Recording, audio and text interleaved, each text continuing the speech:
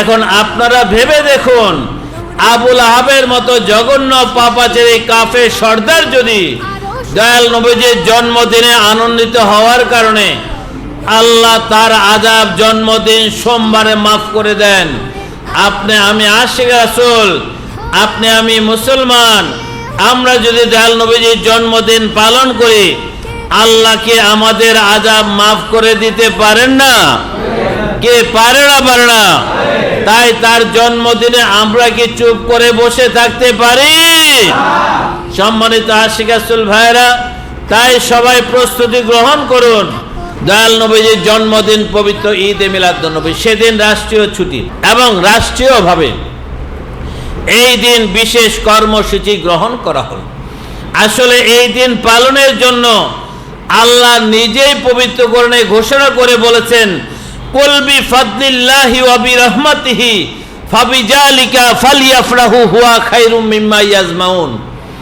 যেদিন তোমাদের উপর রহমত ও শান্তি বর্ষিত হয়েছে সেদিন তোমাদের আনন্দ করা উচিত, কেননা তা তোমাদের সব সম্পদের চেয়ে শ্রেষ্ঠ। রহমত হলো রাহমাতাল লিল আলামিন, যা শুনে আল্লাহ বলেছেন, ওয়ামা আরসালনাকা ইল্লা রাহমাতাল লিল আলামিন। হে আমার হাবিব, আমি আপনাকে রহমত হিসেবে পাঠিয়েছি। সেই রাহমাতাল লিল আলামিন জগতে যেদিন আসলো সেই দিন আল্লাহ বলেন তোমাদের আনন্দ করা উচিত। সুতরাং 12 রবিউল আউয়াল কিন্তু আল্লাহর পক্ষ থেকে নির্দেশ, এই দিন তোমরা আল্লাহর শুকরগুজারি করো, আনন্দ করো, আল্লাহর রহমত কামনা করো। সম্মানিত আশিক রাসূল ভাইয়েরা, আমার নিজের জীবনের এই 64 বছর, আমার 64 বছরের জিন্দেগিতে আমি ঈদে মিলাদুন্নবী পালন করলে কি উপকার পাওয়া যায় তার অগণিত বাস্তব সত্য ঘটনা আমি দেখেছি।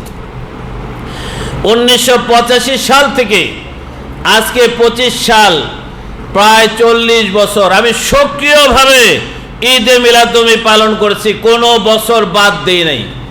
আল্লাহ দয়া করেছেন, নবীজির দয়ার বদৌলতে 85 সাল থেকে আমি দয়াল নবীজির জন্মদিন আনুষ্ঠানিকভাবে পালন করেছি এবং আমি দেখেছি এই জন্মদিনের বদৌলতে আল্লাহ কত মানুষের বালা মুসিবত দূর করে দিয়েছেন, কত মানুষের বিপদ আপদ দূর করে দিয়েছেন, কত মানুষের ভাগ্য পরিবর্তন করে দিয়েছেন, কত মানুষের অনেক সম্মান বৃদ্ধি করে দিয়েছেন। সুতরাং সত্যিকার অর্থে নবীজির জন্মদিন পালন করলে আমি চ্যালেঞ্জ দিয়ে বলি, আপনারা বৃথা যাবেন না, আপনারা সফলতা লাভ করবেন, উন্নতি লাভ করবেন, সমৃদ্ধি লাভ করবেন। এই দিন হলো রহমতের দিন, এই দিন হলো মানুষের ভাগ্য উন্নয়নের দিন, এই দিন হলো পরিত্রাণের দিন। সম্মানিত আশিক রাসূল ভাইয়েরা, তাই আপনারা প্রস্তুতি নেন ঈদে মিলাদুন্নবী সুন্দরভাবে পালন করতে। আপনারা এখন থেকে বাড়িতে বাড়িতে মিলাদ মাহফিলের আয়োজন করেন। মিলাদ মাহফিলের আয়োজন করলে, নবীজির উপর দরুদ ও সালাম পেশ করলে আপনার ঘরে দরুদ শরীফ মিলাদের বরকতে দয়াল নবীজির রুহানিতে হাজির হতে পারেন। কি পারে না? পারে না। গত প্রতি সোমবার আমরা মিরপুর দরবার শরীফে আমরা মিলাদের আয়োজন করে থাকি বাদ মাগরিব।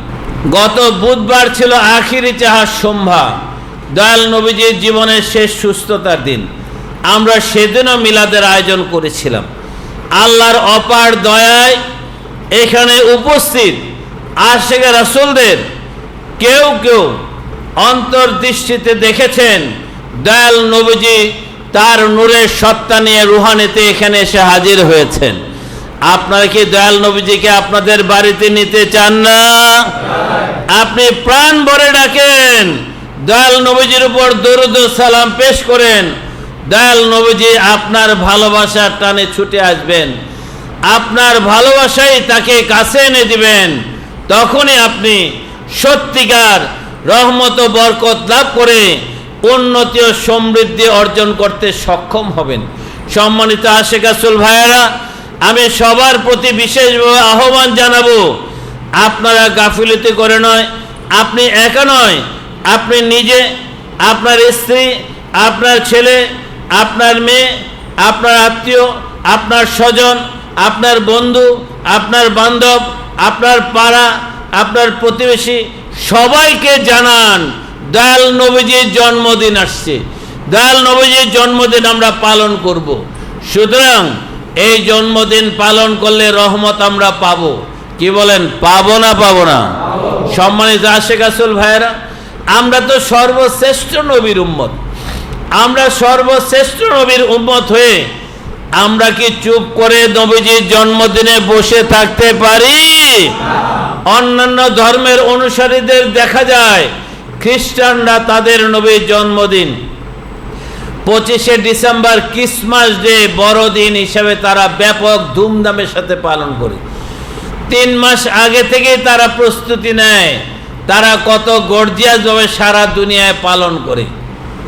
সনাতন হিন্দু ধর্মের অনুসারীরা তাদের ধর্ম প্রচারক শ্রীকৃষ্ণের জন্মদিন জন্মাষ্টমী তারা সারা দুনিয়ায় ব্যাপকভাবে পালন করে। গৌতম বুদ্ধের অনুসারী বুদ্ধরা তাদের ধর্মের প্রবর্তক গৌতম বুদ্ধের জন্মদিন বুদ্ধ পূর্ণিমা তারা ধুমধামের সাথে পালন করে। কিন্তু আমরা মুসলমান, আমরা কি আমাদের দয়াল নবীজির জন্মদিন আরো ব্যাপকভাবে, আরো সুন্দরভাবে, আরো জাঁকজমকের সাথে আমাদের কি পালন করা উচিত নয়? আপনার বিবেককে জিজ্ঞেস করেন, আপনার কি করণীয়? আপনি মনে করেন আপনার টাকা নাই, পয়সা নাই, বাড়তি খরচ কিভাবে করব। আর এই খরচ তো আপনি করবেন না, আল্লাহ দয়া হলে আপনার ভিতরেই সেই খরচ করার ব্যবস্থা করে দিবে। আমি জানি একবার ঈদে মিলাদুন্নবীর ঘটনা, অনেক ঘটনা আছে, একটা ঘটনা বলি। একবার একজন আশিক রাসূল সিরাজগঞ্জের, এই সিরাজগঞ্জের একজন মহিলা আশিক রাসূল, তিনি দয়াল নবীজির জন্মদিনে তিনি মিলাদের আয়োজন করতে চান। তার স্বামী থাকে বিদেশে, হাতেও পয়সা করি নাই। তিনি ভাবছিলেন নবীজির জন্মদিন আসছে, আমার তো মিলাদ করা ইচ্ছা, কিভাবে করব? বাড়িতে লোক নাই, হাতে টাকা পয়সা নাই, কিভাবে কি করব? সে খুব মনে কষ্ট নিয়ে কাঁদতেছিলেন যে হায় রে, নবীজির জন্মদিনটা আমি পালন করতে পারছি না। সে কাঁদতে কাঁদতে রাতে ঘুমিয়ে গেল। ঘুমিয়ে যাওয়ার পর দয়াল নবীজি দয়া করে স্বপ্নে এসে তার সামনে হাজির হলেন। দয়াল নবীজি তাকে বললেন, এই শোনো, তোমার বাড়িতে মিলাদের আয়োজন করো। তখন মহিলা বলল, আমার বাড়িতে তো লোকজন নাই। তখন বলল, আরে লোকের ব্যবস্থা হবে, তুমি মিলাদের আয়োজন করো। তারপর বলল, আমার তো টাকা পয়সাও নাই। নবীজি বললেন, আরে টাকা পয়সারও ব্যবস্থা হবে, তুমি আয়োজন করো। এই কথা বলে নবীজি স্বপ্নে দেখা দিয়ে চলে গেলেন। ঘুম ভাঙার পর ওই মহিলা জেগে উঠলেন। নবীজিকে দেখে তো সে আনন্দে আত্মহারা, দয়াল নবীজিকে দেখেছে, আমার তো মিলাদ পড়তেই হবে যেভাবেই হোক। তখন তিনি দেখলেন হঠাৎ করে বালিশ, বিছানার বালিশ সরাতেই হঠাৎ দেখলেন বালিশের নিচে 5,000 টাকা। কে যেন অলৌকিকভাবে রেখে গেছে 5,000 টাকা। এই টাকা পেতে সে আনন্দ আত্মহারা, আরে এটা তো নবীজি দয়া করে দিয়েছেন। এরপর কি হলো, সে তার পাড়া প্রতিবেশীদেরকে বলল, আমরা মিলাদ করতে চাই। তারা বলল, ঠিক আছে, আমরা সাহায্য করব। সবাই মিলে এসে ব্যাপক ধুমধামের সাথে তার বাড়িতে ঈদে মিলাদুন্নবীর মিলাদের আয়োজন করলো। সে অবাক হয়ে গেল যে সত্যি আল্লাহ এবং তার হাবিব কিভাবে তার মনের বাসনা সেদিন পূরণ করেছে। সম্মানিত আশিক রাসূল ভাইয়েরা, আপনারা কি সেভাবে মন থেকে আল্লাহর কাছে সাহায্য চাইতে পারেন না? কে পারেন না? পারেন না? চাইলে অবশ্যই আল্লাহ দিবে। আল্লাহ বলেছেন, না তাকনাতু মির রাহমাতিল্লাহ, আমার রহমত থেকে তোমরা নৈরাশ হও না। আল্লাহর কাছে দয়া চান, আল্লাহ দয়া করবেনই করবেন। আল্লাহর হুকুম পালনের জন্য আল্লাহ বলেছেন তার নবীর জন্মদিনে আনন্দ করা উচিত। আল্লাহর হুকুম কি নফল না ফরজ? এই ফরজ ইবাদতের জন্য আপনি যদি আল্লাহর সাহায্য চান, তৌফিক ভিক্ষা চান, আল্লাহ অবশ্যই আপনাকে সেই দয়া ভিক্ষা দিবেন, সেই ব্যবস্থা করে দিবেন। আজকের দিনে মহান আল্লাহ রাব্বুল আলামিনের দরবারে প্রার্থনা জানাই, তিনি যেন তার হাবিব হযরত রাসূল পাক সাল্লাল্লাহু আলাইহি ওয়াসাল্লামের শুভ জন্মদিন আমাদের সবার জন্য আনন্দময় করে দিক। সবার ঘরে ঘরে নবচেতনা জাগ্রত করুক। আমরা সবাই মিলে যেন এবারে ঈদে মিলাদুন্নবী যথাযোগ্য মর্যাদার সাথে পালন করতে পারি। আল্লাহ যেন দয়া করে সেই তৌফিক এনায়েত করেন। সবাই বলুন আমিন। ওয়া আখিরি দাওয়ানা আনিল হামদুলিল্লাহি রাব্বিল আলামিন। আসসালামু আলাইকুম ওয়া রাহমাতুল্লাহি ওয়া বারাকাতুহু।